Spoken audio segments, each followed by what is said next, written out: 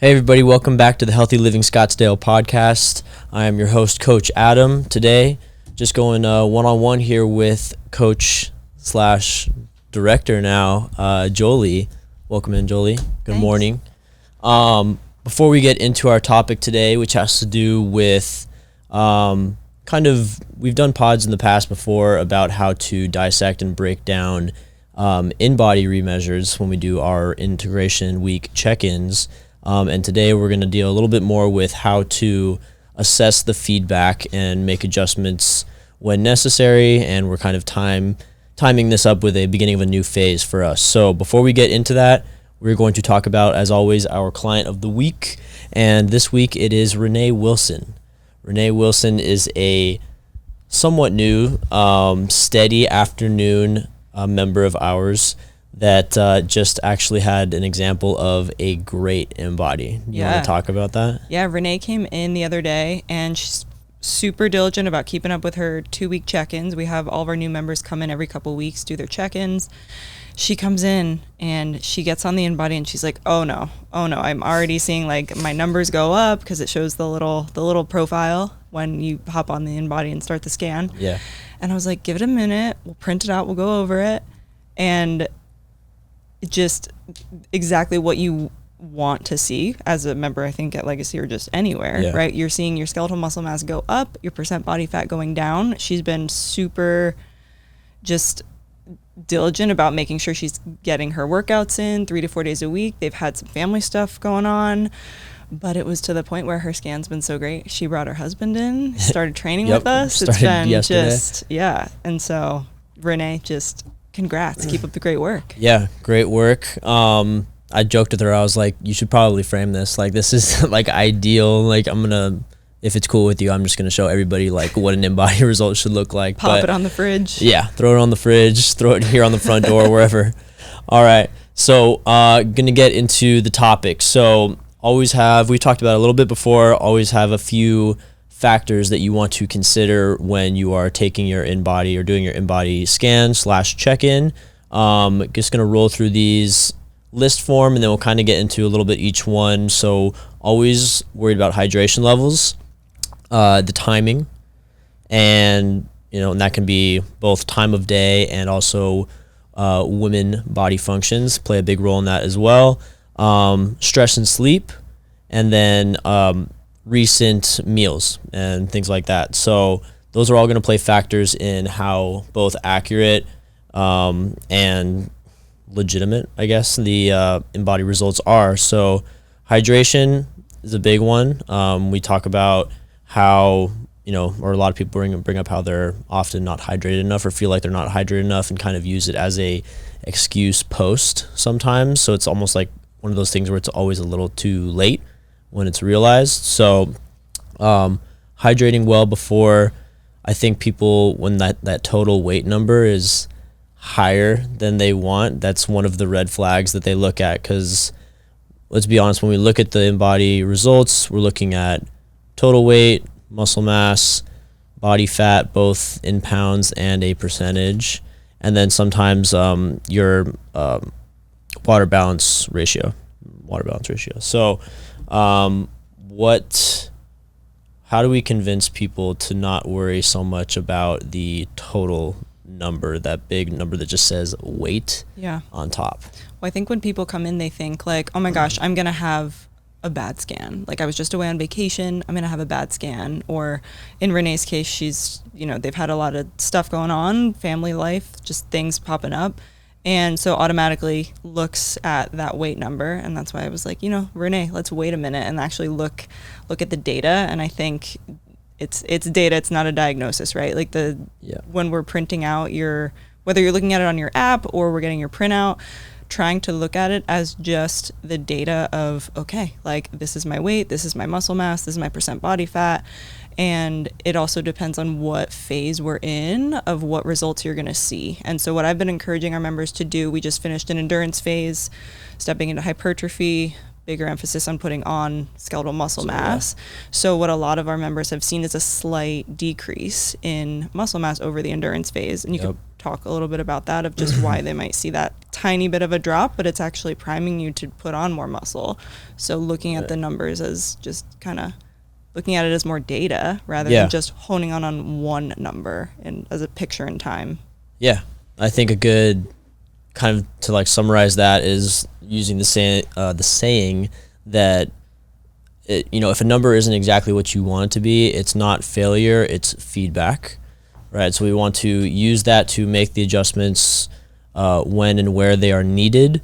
So we're also trying to encourage finding, like we said in the opening a little bit about the timing, not only time of day timing, but getting on a somewhat regular routine of doing these check-ins. So we try to encourage, maybe every 2 to 3 weeks, because we're trying to look at trends and not snapshots like what you were saying, like, oh, someone's like, I've been gone for 2 weeks, let me get a snapshot of what damage was done or whatever while I was gone. But really we're trying to get a consistent pattern going so that we get we lock into the trends, and we can either stop bad ones if it looks like they're starting to move a certain direction, and make those adjustments when necessary. So when we're looking at muscle mass or even body fat, sometimes in a 2 to 3 week window, realistic expectations are 1 to 2, maybe 2.5 on a little bit more of an extreme level, pounds in either direction of both body fat and muscle mass. Outside of those, if you do your measurements too frequently, probably going to be like, we're looking at like decimal points, and what can you really gather from that? Not too much. It's almost like it's just kind of the same, like almost nothing happened. But and then there's the other side of the spectrum where maybe you were going super intense with your workouts or something like that, just something that you can't sustain, not sustainable. And then there's a big jump, either good or bad, something like that, that's outside of that 2 pound-ish range.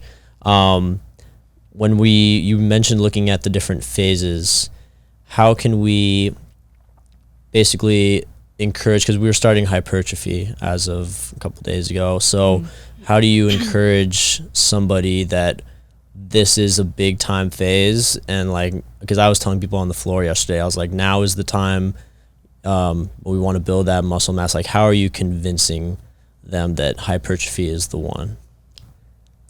The way to put muscle on, right? That's what you're the way. Right, why hypertrophy is the way. So looking at your scan and seeing, okay, where can I make adjustments, right? We like to bring in our little trifecta, I think as we call it, where we're looking at your consistency of your workouts, getting in here 2 to 4 days a week, where we're going to start the frequency, consistency, and then nutrition. So making sure we're locking in with those things, and at least from a nutritional standpoint, we're getting your protein in, which we've talked about protein so much on this podcast, but it is so important. That's why we talk about it so frequently. Getting your protein in post-workout is going to be super important. Oftentimes most people will aim for like 30 grams. You can absorb more than that in a sitting, but getting that protein shake or getting a meal in after your workout, it's going to be great. It's going to help to refuel that muscle that we're breaking down in your workouts, and making sure you're getting protein in throughout the rest of your day too, not just post-workout too. Yeah. I think, and you were talking about that holy trinity that we got. I think you said the same thing twice, but frequency, intensity, and then your nutrition. And I would lump recovery into almost the nutrition part of that, because those are almost things that are a little bit outside of our control. Once you leave our gym, our facility, essentially we've educated you on what should take place, and we're basically hoping that you oblige and go along with the plan there with the nutrition. And the recovery is, in my opinion, super underrated. I tell a lot of people, sometimes I'll, having the mentality that I have, I want to keep my frequency, another part of the triangle, super high. And I'm like, all right, I'm going to get into the gym 6 days this week. I'm taking 1 off day just as a reset. Sometimes it's actually better if I remind myself, slow down, have a schedule that determines your frequency. So let's call it 4 days a week. And then you have 2 recovery days, maybe 3 recovery days. And that's where the real growth or the real benefits and transitions can take place, is when, we're here to damage muscle tissue in a safe way with the hopes of it returning and building back stronger. If the frequency is too high, your body doesn't have the opportunity to recover correctly or build back correctly. Right, it has the opposite effect. You're going to end up breaking, overtraining. Yeah, you're going to end up breaking down muscle. So it's that nutrition and recovery, frequency, and intensity. It's like a checks and balance system, basically. If you're in too frequently, your recovery is going to be essentially non-existent and things like that. So I think another one, at least that we can definitely help with when people are in-house here in the gym, is the training intensity. Yes. So I try to get people to look at it on a small kind of snapshot, at least during their workout, from one set to the next. And this is why hypertrophy is such a great example, is we open up our first hypertrophy block in the workout with 4 sets of 12, 10, 8, and 6 reps. So idea behind that, of course, is progressive overload, which you touched on a little bit. And that is, okay, we are going to start with that 12 rep set, something moderate that you can definitely do, get high quality reps, and then assess from there. Once that's done, what kind of adjustments can I make here for the next 3? It is, I would say, easy/common for people to get either complacent or pleased with, maybe they performed it well. They're like, okay, I just cranked out a great set of 12 reps doing dumbbell bench press. It's almost like finding the level of, I don't want to say uncomfortable, but introducing like a new stimuli or something that you may or may not know if you're able to do. So I always tell them, end of your set, kind of look back on it. You should be resting anyways, recovery. How many more could I have done as far as the rep count? Am I looking at like a 1 to 2, maybe 3 more window? Or am I looking at like, that was a cruise, probably 5 or more, and then adjusting accordingly there? That's going to help your intensity, because we're trying to damage the muscle tissue here, but also, of course, like with any exercise or activity, you are burning calories. So, and that's what a lot of people get fixated on is, they're looking at their watch, how many calories have I burned, all that. The best way to do that is to understand changes in intensity. Yeah. The ebbs and flows during a workout. So by that round of 6, the last set, you should be trying a weight, at least during hypertrophy, that you are not really sure if you can get 6 reps of, but you're doing it with the goal of an increased and new intensity. And, maybe you get 4 of them, take that, relax, rest for a sec, and then go and get those last 2. And now you have a goal for next week. Yeah. Because you're like, okay, well, I couldn't complete that round of 6 today. Yeah. Maybe next Monday I do. And if you're not sure if you can do something, ask your coach, and then 9 times out of 10, they're going to be able to either help you, spot you with your form and just make sure everything is safe, or they'll adjust, and they'll tell you, maybe we should wait until that round of 6 instead of going up at 8. And so really lean on your coaches during this phase too, so that we can help you get to the intensity level that you should be at. Yeah. And like, we're trying to integrate this workout into your day, right? We understand like there's stress and, everybody's busy with work or with family life, whatever, all this stuff going on. But you come in for a 1 hour workout, it's a 1 hour workout, 4% of your day. Let's go, lock in. Not that big of a percentage. You should be able to get in for an hour. While you're here, let's just make the most of it. And I think that trinity of the intensity while you're here, the frequency and understanding what's too much, too little, and then that nutrition and recovery when you're away from us is going to all contribute to you're having a positive InBody scan. Yeah, for sure. And I also want to touch on the mindset piece of this, because I think especially for women, I've seen like it's normal if you see numbers go up or just moving in the direction that you don't want them to be moving, to just feel a little bit bummed and be like, why am I failing? What's going wrong? Why am I doing all these things wrong? And instead, let's reframe it and see, okay, what can I tweak or adjust this month or throughout these next 4 weeks in hypertrophy? Like, what is something I'm really good at? Maybe you're awesome at getting your water intake in. Cool, amazing. Let's add more protein into your breakfast. Let's see where you can make those adjustments. And if you have questions, again, ask your coach, set up some time to come in for a nutrition consultation. We'll go over things with you, make sure you're setting yourself up for success. Yeah. And I mean, just if everybody checked in every time and had a great InBody, like we'd all be walking around like specimens, would we not? But there's going to be ebbs and flows with those check-ins. Like you're going to have bad one, quote unquote, bad ones. You're going to have quote unquote good ones, but it's all about making the adjustments, understanding what to do if muscle drops, if fat increases, if your body water fluctuates, and little adjustments that you can make in everyday life in addition to here at the gym that can help there. Do you have any other things like what you just brought up with, do you hear people asking some other common questions at all with InBody, like negative-ish scans, or maybe not seeing what they want to see?